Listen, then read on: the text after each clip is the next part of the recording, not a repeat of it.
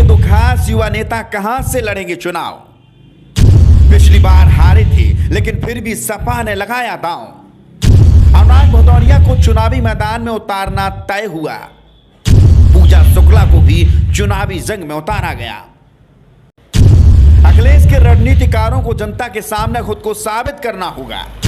अखिलेश की जंग में इन दो युवाओं की किस्मत का भी होगा फैसला। उत्तर प्रदेश के चुनाव को जीतने के इरादे से सभी पार्टियां मैदान में उतर चुकी हैं। 403 में से आधी से ज्यादा सीटों पर सपा अपने प्रत्याशी को उतार दिया है, लेकिन अखिलेश के चहेते दो नाम ऐसे हैं जिनके चुनाव लड़ने पर संशय बना हुआ है। लखनऊ की हवाओं में अब इन दो नामों को लेकर चर्चाएं तेज हो गई हैं। आइए आपको बताते हैं कि सपा चीफ के खास ये दो नेता कौन हैं और किन सीटों से अखिलेश ने लड़ाने का इरादा बना लिया है।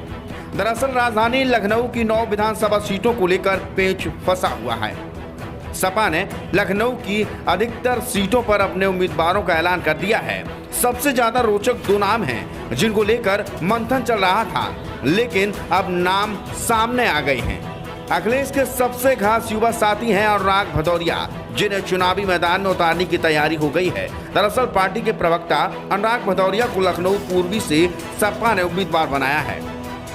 अनुराग भदौरिया टेलीविजन पर अक्सर अपने हरे कुर्ते और विपक्षी दल के प्रवक्ता को ना बोल देने की वजह से चर्चाओं में रहती हैं। अनुराग भदौरिया काफी समय से समाजवादी पार्टी से जुड़े हुए हैं। अखिलेश ने अपनी सरकार में अनुराग भदौरिया को खेल मंत्री भी बनाया था। अनुराग भदौरिया हर साल इंडियन ग्रामीण क्रिकेट लीग भी आयोजित करते हैं और इन्हें भी अखिलेश यादव का करीबी माना जाता है। 2017 के विधानसभा चुनावों में भी अनुराग भदौरिया को लखनऊ पूर्वी जैसी कठिन सीट पर मैदान में उतारा गया था, जहां से यह दूसरे नंबर पर थी और एक बार फिर से चुनावी मैदान में है।